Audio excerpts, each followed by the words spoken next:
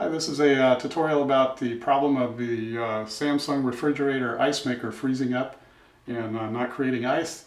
I'm not a technician by any stretch of the imagination, and I'm just a do-it-yourselfer trying to pass on a few tips on how to fix this ice maker. The process involves using the panel here to put the ice maker into a defrost mode. This only affects the ice maker itself and not the entire refrigerator or freezer. It'll start with about a 30-minute de-thaw process. It'll be beeping, and then the beeping will turn off, and then you need to reset the panel here to keep the process going. And it's pretty annoying as it goes through all the beeping motions, but you need to plan it for a time when it's not going to annoy your family or yourself too much. So let's get to it. So the first thing we want to do is turn off the ice maker, and that'll keep it from trying to stay cold as we're trying to warm it up. There's some sort of heating element inside the mechanism of the ice maker, and that's what makes it defrost. And sometimes you might not be able to pull out the bucket at all. It might be so frozen. That's okay. Just go through the process and eventually you'll be able to break that loose a little bit. Just be super careful. This is all plastic. You don't want to break anything. In my case, the ice bucket will pull out. So now with the ice bucket out, you can see this is completely frosted in here. So we need to get all of this de-thawed to get the ice maker working again. And now we're going to start the process by holding the freezer button and the lighting button down at the same time for about 10 seconds. So now I'm pushing the freezer and lighting button down for about 10 seconds. And then the display should turn off. There we go. It just beeped. And now we're going to hit the lighting button to go through the diagnostic modes. And as what you want is the FD, which means freezer defrost. But again, it's not defrosting the main freezer. It's only defrosting the ice maker itself. And now we need to wait for about 30 minutes for this to continue to beep, and eventually it'll turn off, and you'll need to do this process again. Okay, it's been about 25 minutes and the beeping has stopped. So with the door open, we can see the ice is starting to defrost a little bit. There's some puddled water down on the bottom here. There's a little bit of water up here. So it's definitely, break that out already. So we'll pull this out of here. Up here is looking good, but way in the back here, you can see it's still iced in back there, and that gets nice and cold back there. So we need to give that some time to thaw out, and that takes a little while. So we're going to close it back up and put it back into defrost mode.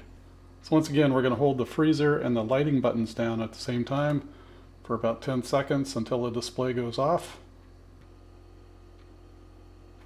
Nope, it just went off. It didn't beep at us. It just went off. So now let's try this again. We need to wait for the beep. There we go. Now we can cycle through our modes. And this will continue to beep for a little bit less time. 15 minutes or so is what I'm guessing. Okay, so now you can see the ice has melted a little bit more. Let's see if we can break it. Yeah, I broke a little bit of that loose. But if I reach my finger way back there, I can still feel ice back behind the unit here. So we're going to have to close this up and keep going. And this should go for probably about 10 minutes. That last cycle went for about 15 minutes. Okay, we finished that last cycle, and as you can see, we still have some ice back there. It's better than it was, but it's still there, and I can't pry it out with my finger. And you want to be super careful back there and not use any sharp objects that might puncture or break the plastic. Okay, through the magic of video, we've now been through several cycles. We've melted quite a bit of ice, and there's still a little bit way back in the corner there.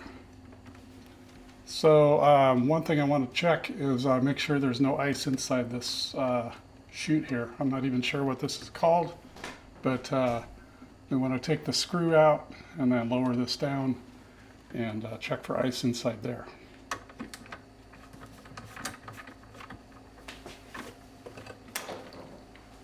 And then there's this little tab over here on this left side.